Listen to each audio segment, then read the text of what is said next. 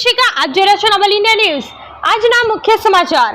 ગતિશીલ ગુજરાત વિકાસશીલ ગુજરાતનો નમૂનો નસવાડીમાં જોવા મળ્યો। ડૂબતા ફળિયા કુકરદાના રહીશો જાતે રસ્તો બનાવવા મજબૂર।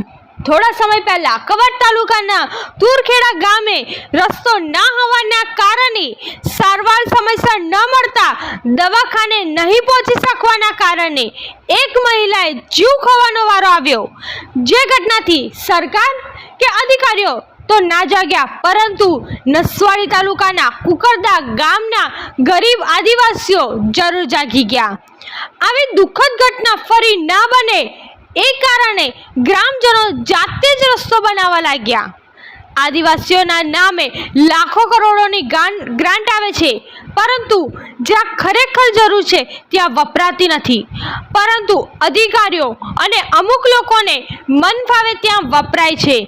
પરંતુ રસ્તાના અભાવે ફરી કોઈને જીવ ના ખોવાનો પડે એવા શુભ આશયથી કુકરદા ગામના ગ્રામજનો રસ્તો બનાવી રહ્યા છે।